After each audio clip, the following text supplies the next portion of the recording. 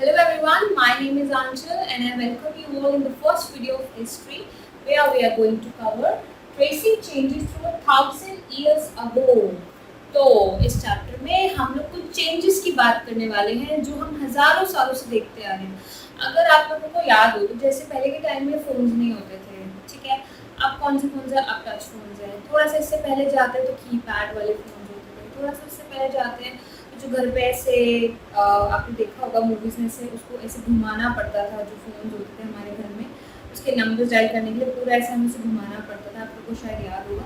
तो ये चेंजेस हमारे कुछ सालों में आए हैं। ऐसे हम कुछ चेंजेस पढ़ेंगे हमारे 1000 years ago, बहुत पहले से, कि चेंजेस आ कैसे रहे हैं इन सब हिस्ट्री में।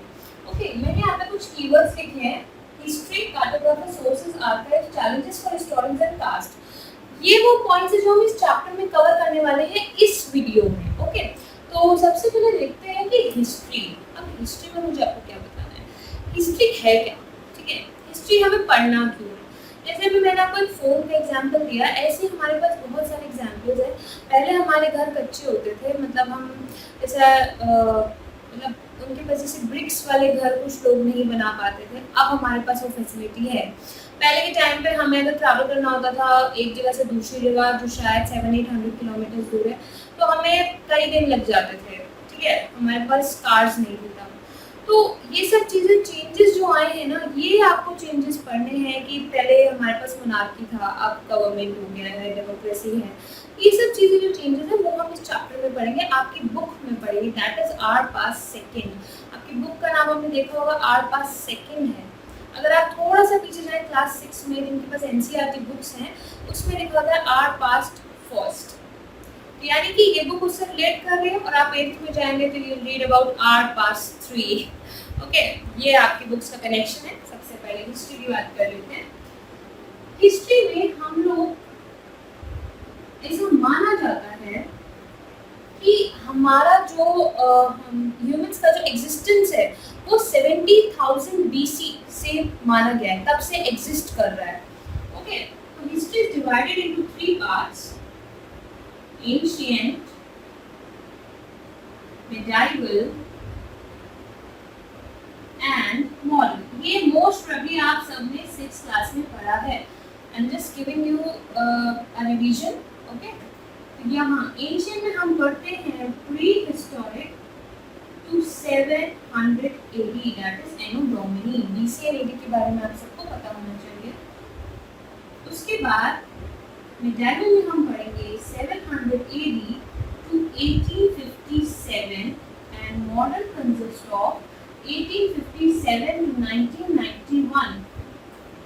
इसमें हमारे जितने भी चेंजेस हुए हैं, जो स्वराज मूवमेंट था, जो क्विट इंडिया मूवमेंट था, जो इकोनॉमिक पॉलिसीज आई हैं, वो सब इसमें कवर होती है, ठीक है, मॉडर्न हिस्ट्री में। And talking about medieval history, इस चैप्टर में एंड आगे इस पूरी बुक में you have to cover around 700 to 1400 AD।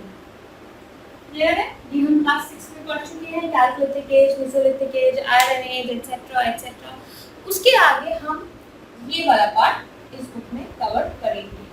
क्या? तो नेक्स्ट वर्ड इज कार्टोग्राफर्स। मैं आपको यहाँ पे 2 नाम बताना चाहती हूँ, वेरी इंपॉर्टेंट।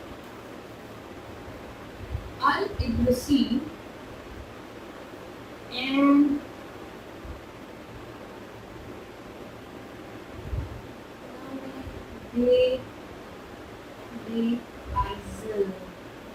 अब ये कौन है, इनका नाम क्या है, ये कौन है, मैंने इनकी स्पेलिंग शेयर कर दी है। It's Guillaume de Lisle and al Idrisi. Okay, it's al Idrisi, तो ये ध्यान रखिएगा। अल-इद्रिसी एंड गिलामी दे लियाइजन, इसमें आपको ये है कौन, these two are cartographers। अब मैं इनके बारे में आपको क्यों बता रही हूँ, ओके, अब मैं इनके बारे में आपको क्यों बता रही हूँ। कार्टोग्राफर्स होते हैं जो मैप ड्रॉ करते हैं, तो अ पर्सन हु ड्रॉज और हु स्टडीज अ मैप, मतलब जो मैप के बारे में हम लोगों को बताते हैं। अल-इद्रिसी ने इन 1154 मैप बनाया था। अल-इद्रिसी ने 1154 में मैप बनाया था, ठीक है। उसके बाद मूविंग ऑन टू गुलामे देले आइजल इन्होंने आफ्टर 600 ईयर्स, मतलब इनके 600 साल बाद इन्होंने एक वर्ल्ड मैप बनाया था। अब दोनों के बीच का डिफरेंस देखिएगा। अल इद्रिसी ने जो इंडिया का मैप बनाया था, अपने वर्ल्ड मैप में जो इंडिया का पार्ट उन्होंने शो किया था, उसमें कुछ ये जो हमारा एंडिंग पार्ट है जहाँ पे श्रीलंका होना चाहिए, ये इन्होंने टू द नॉर्थ बनाया था, जबकि श्रीलंका और ये जितना साउथ इंडिया है ये नीचे की तरफ होना चाहिए हमारे मैप में, बट इन्होंने नॉर्थ साइड में बनाया था। कमिंग ऑन टू गुलामी बिन आइजल, इन्होंने बिल्कुल एग्जैक्ट उसी तरीके से मैप बनाया था जिस तरीके से हम आज की डेट में देखते हैं, जिस तरीके से हम आज की डेट में देखते हैं। तो अब मैंने आपको ये दो पॉइंट्स क्यों बताए हैं, मैंने आपको ये दो पॉइंट्स क्यों बताए, सिर्फ यही दो क्यों बताए? ये इसलिए बताया है कि depending upon different type of historians, different type of geographers, हर एक का एक अलग क्राइटेरिया है, मतलब चीज़ों को समझने का, ओके, चीज़ों को देखने का। एंड हमारे पास ample of manuscripts, ample of inscriptions है कि हम हर एक को पढ़ सकते हैं, हर एक को देख सकते हैं, और हर किसी में एक ना एक सेंटेंस का चेंज ज़रूर आपको मिलेगा। बिकॉज पहले के टाइम पे प्रिंटिंग प्रेस तो नहीं होते थे, तो लोग कॉपी करते थे एक दूसरे के स्क्रिप्ट्स को। They used to copy, they used to write it down in their own language, in their own wordings, ठीक है? क्योंकि कई बार ऐसा होता है, अगर आप कभी अपने कभी फ्रेंड की कॉपी लेते हैं just to complete your work, okay, कभी ऐसा होता है कि आप अपना होमवर्क करना भूल जाते हैं, तो आप जल्दी जल्दी में अपने फ्रेंड से स्क्रिबलिंग करने की कोशिश करते हैं कि मैं फटाफट लिख लेता हूँ। एंड कई बार आपको आपके फ्रेंड की राइटिंग नहीं समझ आती है, आप क्या करते हैं, अच्छा किसी बच्चे ने अगर ऐसे लिखा है तो आप भी उसको ऐसे लिख देते हैं, ठीक है ना, काम तो हो गया, ठीक है? तो हिस्टोरियंस ऐसा नहीं करते थे, हिस्टोरियंस उस चीज़ को समझते थे। वे used to take lot of information from ample of manuscripts, मतलब अगर उस मैन्युस्क्रिप्ट में दो चार चीज़ें लिखी होंगी, जैसे मान लो एक मैन्युस्क्रिप्ट मैंने लिख दिया, एक किसी और ने, एक किसी और ने, तो they used to read these three to find the meaning of this word. और कई बार वो उसके सेंटेंस को भी बदल दिया करते थे कि थोड़ा सा चेंज कर देते हैं, मतलब वही होगा पर कुछ ना कुछ चेंजेस होंगे। अब आप ये देखो कि इतने सारे सेंचुरीज के बाद जब वो चीज़ आपके पास आ रही है पढ़ने की, तो उसमें कितने चेंजेस हो चुके होंगे, right? For example the word Hindustan, इसका मतलब हमारे मिन्हाज ए सिराज, मिन्हाज ए सिराज का नाम है मिन्हाज ए सिराज, ये हमारे पर्शियन क्रॉनिकलर थे, ठीक है? पर्शियन क्रॉनिकलर ऑफ पर्शिया, ठीक है? अब क्रॉनिकलर कौन होता है? A person who write down the accounts, ठीक है, डॉक्यूमेंट्स ऑफ अ रीजन, आप ऐसे कह सकते हो, उसको हम क्रॉनिकलर कहते हैं।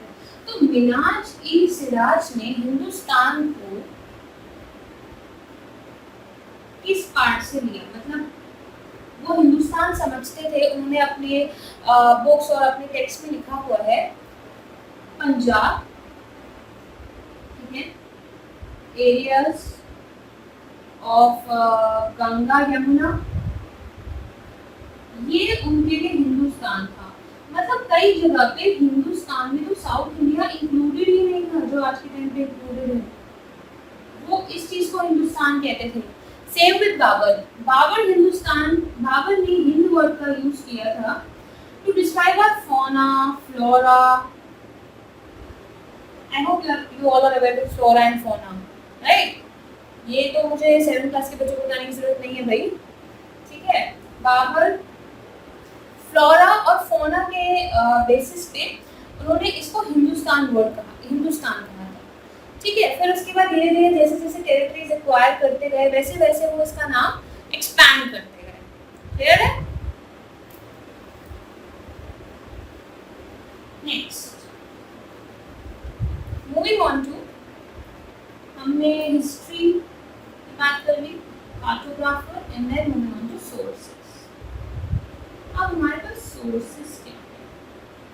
आज के टाइम पे अगर मुझे किसी जगह की हिस्ट्री निकालनी हो, या किसी राइटर ने कुछ ऐसे कहीं पे लिखा हो, जैसे आप सबके पास आजकल क्या होता है, आई क्लाउड होता है, ड्राइव होती है हमारी, कहीं पे भी कोई भी डेटा है, अच्छा ठीक है यूट्यूब पे होगा, यूट्यूब पे जाकर सर्च करते हैं, अच्छा ठीक है गूगल पे जाकर हिस्ट्री होगी, गूगल पे सर्च कर लेते हैं। बट पहले के टाइम में तो ऐसा था नहीं। तो पहले के टाइम में क्या होता था, पहले के टाइम में लोगों के written records, inscriptions, manuscripts, textual records and libraries में जो उनका कलेक्शन होता था, ये सब चीज़ें होती थी। Manuscripts and inscription are two different things. Manuscripts जो बॉट्स मतलब एक ट्री की बार्क से हम लोग लेते थे, उसको हल्का सा स्मूथ किया जाता था एंड देन उस पर लिखा जाता था, इसको हम बर्ड्स बोलते हैं। वो मैन्युस्क्रिप्ट्स थे आपके, राइट। फिर उसको हम एक वायर से ऐसे कनेक्ट पूरा फोल्ड करके एक साइड में रख देते थे। And inscriptions wordings carved on stones, in carved on stones मतलब कि उनको लिखा जाता था स्टोन्स पे, ये आपके इंस्क्रिप्शंस थे।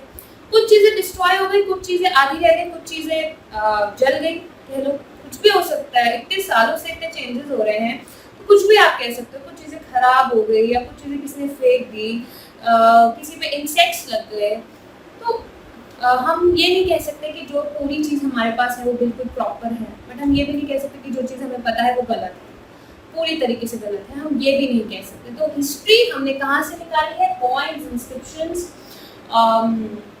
जो आपकी पेंटिंग्स होती हैं, केव्स में पेंटिंग्स बनी होती है, ठीक है, इन सब चीज़ों से हमने अपने सोर्सेज कलेक्ट किए हैं। हमने हिस्टोरियंस ने इन चीज़ों को पढ़ के उनके बारे में समझ के तब हमें ये डेटा दिया है। ओके, तो इसके बाद हम मूव करते हैं आर्काइव्स। एक इम्पॉर्टेंट वर्ड है आपके लिए। आर्काइव्स जैसे कहीं पे अगर हमारे जैसे कोई राजा है, महाराजा हैं, ठीक है, उनका जो उनके जितने भी रिकॉर्ड्स होते थे या उनकी जितना भी एडमिनिस्ट्रेशन का वर्क होता था या जितने भी उनके टैक्सेस ये सब होते थे, कुछ राजा महाराजा उनको लिखना प्रेफर करते थे, ठीक है, they used to write it down, या एक कैलीग्राफर से लिखवाया करते थे। कैलीग्राफर जो जिसकी राइटिंग बहुत सुंदर होती है and they used to copy down some text, ठीक है, ये सब कैलीग्राफर्स होते हैं। ओके, तो सोर्सेज हमारे पास ये हैं, कॉइन्स, इंस्क्रिप्शन, इन सब से हमें पुरानी चीज़ों के बारे में पता चला है, ठीक है। उसके बाद आर्काइव्स, जैसे लाइब्रेरीज होती थी वैसे ही कुछ जगहों के आर्काइव्स होते थे। जैसे अगर एक किंगडम है, ओके, वो अराउंड 700-800 ईयर्स से चल रहा है, ठीक है। अब ऐसा तो पॉसिबल है नहीं कि 700-800 तक कोई इंसान जिंदा रहे और वो सारी की सारी स्टोरी आपको आके एज इट इज बताए। एक 100-150 ईयर का इंसान भी मैं मान सकती हूँ, हो सकता है, और उनकी मेमोरी इतनी शार्प हो ये भी पॉसिबल नहीं है। चलो मेमोरी भी शार्प है तो वो 100-150 ईयर्स रह जाएंगे, 160-170। क्या ऐसा हो सकता है कि कोई 700-800,000 ईयर्स तक रह जाए और आपको पूरी स्टोरी सुनाए आके? नॉट पॉसिबल, ठीक है। तो कुछ लोग क्या करते थे, अपने रिकॉर्ड्स, अपने बैटल्स, अपनी जीत, अपनी हार की चीज़ों को लिखवाया करते थे। ये आप चैप्टर 5, 6 और 7 में ज़रूर पढ़ेंगे। इसको हम प्रशस्ति और ये सब चीज़ें भी बोलते हैं, जो राजा महाराजा अपने बारे में लिखवाया करते थे। ओके, ये आपने क्लास 6 में भी पढ़ा है, ठीक है। तो ये सब चीज़ें थी सोर्सेज हमारी, कि अब किसी कोई अपने बारे में बुरा तो लिखवाएगा नहीं, ऑब्वियस सी बात है। अगर आप राजा हो या आप रानी हो तो आप किसी भी कार्टोग्राफर, मान लो आपने कुछ बहुत बुरा कर दिया अपने किंगडम के साथ, तो आप उसको ये तो नहीं लिखवाओगे कि मैंने ये सब किया है। अगर आप ऑनेस्ट हो तो बात अलग है, बट आप सीधे बोलोगे नहीं नहीं, ये तो मैंने अपनी राजा के हित के लिए किया था, अपनी राज्य को बचाने के लिए किया था, तो ये मत लिखो। आपकी मर्जी है, कुछ आप लिखवा रहे हो वो चीज़ें, ठीक है। कुछ चीज़ें होती थी जो ब्राह्मण्स एंड वहाँ के लोग खुद लिखते थे, ठीक है, खुद वो अपनी स्टोरीज और ये सब चीज़ें लिखा करते थे। I am not talking about the ordinary people जो डेली जिनको काम करना होता था, मैं उनकी बात नहीं कर रही हूँ। जो अलग से कुछ और एक्सप्लोर करने आते थे, ये सब चीज़ें मैं आपको बता रही हूँ। Okay, moving on to challenges for historians. Challenges for historians, अब हिस्टोरियंस के लिए भी चैलेंज होता है, बिल्कुल होता है। कैसे होता है? अभी जैसे आप पढ़ रहे हो, ठीक है, आपको साइंस पढ़ना है या आपको मैथ्स पढ़ना है, तो मोस्ट प्रोबेबली आप 2-4 बुक्स उठाते हैं, R S Agarwal, R D Sharma, NCERT exemplar, together with etcetera etcetera, ठीक है। आप ये सब बुक्स उठाते हैं और आप उसको पढ़ लेते हैं, आपको पता है अच्छा इसका मतलब यही है। किसी बुक में कोई और डिफरेंट एग्जाम्पल होगा तो उसका सोल्यूशन जरूर होता है कि अच्छा इसको ऐसे सॉल्व करना है, क्लियर है, सब कुछ क्लियर है, सब आता है, ठीक है। हिस्टोरियंस के साथ ऐसा नहीं है। हिस्टोरियंस, मैंने अभी आपको एक स्क्रिबल वाला एक बताया था एग्जाम्पल, अगर किसी बच्चे ने ऐसे लिखा है तो आप भी उसको ऐसे ऐसे करके लिख देते हैं, भले आपको समझ आया या नहीं है। हिस्टोरियंस कांट डू दैट, उन्हें वो चीज़ समझनी ही पड़ती थी।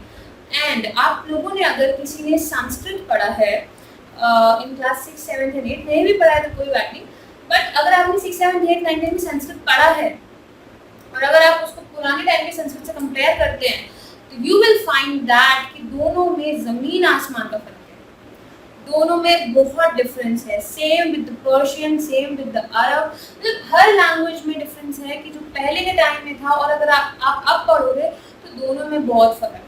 ठीक है, यही बात मैं आपको यहाँ समझाना चाहती हूँ कि अगर कोई एक मैन्युस्क्रिप्ट या इंस्क्रिप्शन कोई कॉपी डाउन कर रहा है तो उसको एटलीस्ट 1, 2, 3 जगह से रेफरेंसेस लेने पड़ते थे टू अंडरस्टैंड दिस। एंड कई बार उन्हें अपने सेंटेंसेस, उन्हें अपने वर्ड्स को चेंज भी करना पड़ता था खुद समझने के लिए और दूसरों को समझाने के लिए।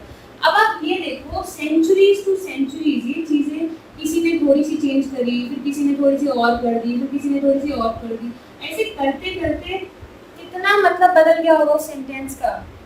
तो ये हिस्टोरियंस के लिए चैलेंजेस हैं कि उन्हीं चीज़ों को पढ़ना पड़ता है, चीज़ों को समझना पड़ता है, चीज़ों को देखना पड़ता है। तो ये चैलेंजेस हैं हमारे हिस्टोरियंस के लिए।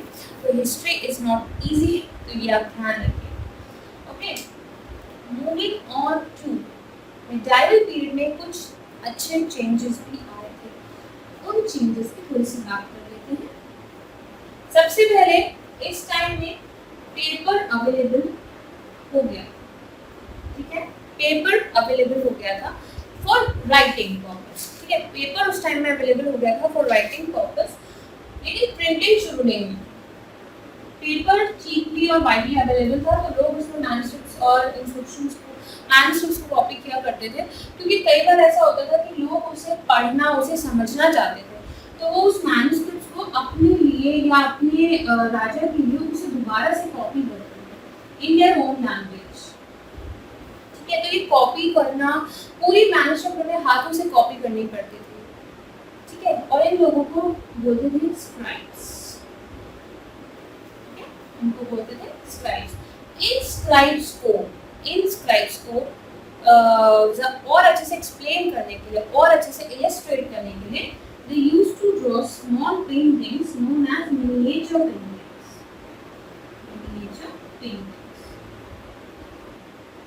ये मैन्युस्क्रिप्ट्स के साथ ही बनाई जाती थी, बहुत छोटी होती थी साइज में, just to illustrate the text written over here. ठीक है, ये मिनिएचर पेंटिंग्स होते थे। इस टाइम में पेपर इजीली अवेलेबल होने लग गया था मेडाइवल पीरियड में, ध्यान रखिएगा। उसके बाद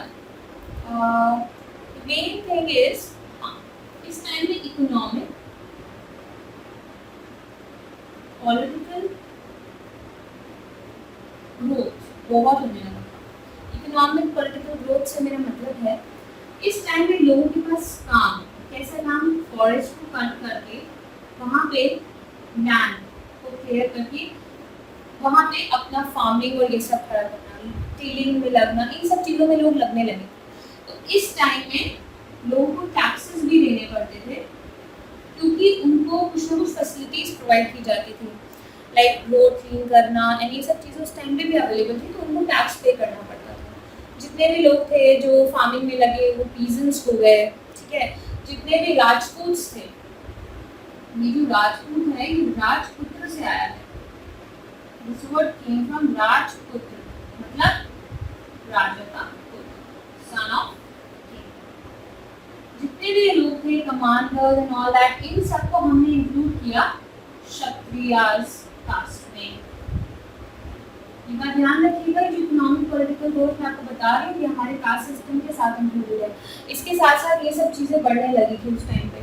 फॉरेस्ट लोग जो थे अपने पीजेंट्स और इन सब में काम करने लगे थे, आर्टिशंस में काम करने लगे थे, ये सब चीज़ें उस टाइम पे बढ़ गई थी काफ़ी। उसके बाद इकोनॉमिक एंड पॉलिटिकल में बात करते हैं तो पॉलिटिकली राजपूत, मराठास एंड जाट्स उस टाइम पे काफ़ी फेमस हो गए थे। उस टाइम पे ये काफ़ी ज़्यादा फेमस हो गए थे बाय एक्वायरिंग लैंड्स और लड़ाई, ये सब में ये सब काफ़ी आगे थे। तो इनकी कास्ट को हमने क्षत्रियास कहा था। ठीक है, तो ये बात ध्यान रखिएगा। उसके बाद छोटे छोटे विलेजेस हर जगह बनने लगे, हर जगह कास्ट, हर जगह सब कास्ट बनने लगी। अब वो कास्ट का क्या सिस्टम था, उन कास्ट का सिस्टम था, अगर एक विलेज है, ठीक है, इस विलेज के अंदर जैसे मान लीजिए जातिज होती थी, डिफरेंट टाइप, मतलब ये जाति सिस्टम बोला गया इस टाइम पे, डिफरेंट टाइप ऑफ जातिज होती थी जिनकी ranking village to village vary करती थी, ठीक है। ये वैरी करना होता है उनकी वेल्थ से। जब हम कास्ट की बात करते हैं पहले के टाइम पे, तो मैंने आपको शायद पहले भी बताया कि कास्ट जो था वो लोगों ने अभी बनाया है, जिस तरीके से अब चल रहा है, जो डिस्क्रिमिनेशन हम करते हैं, ये ऐसा नहीं था। पहले के टाइम में लोगों के काम के बेसिस पे, लोगों के वेल्थ के बेसिस पे उनकी कास्ट डिसाइड की जाती थी, उनकी रैंकिंग डिसाइड की जाती थी, ठीक है। लेकिन अब के टाइम में जो जिस कास्ट का है वो वही रहेगा, चाहे वो एस्ट्रोनॉट क्यों ना बन जाए। ये आज के टाइम में डिस्क्रिमिनेशन है, पहले के टाइम में ऐसा नहीं था। और ये विलेज टू विलेज वैरी करता था। जाति के ऊपर एक एल्डर पर्सन होता था, हम उसको बोलते थे जाति पंचायत, जाति पंचायत, ठीक है। He used to be the head of this jati system, and कई बार several villages were also governed by a chieftain, ठीक है।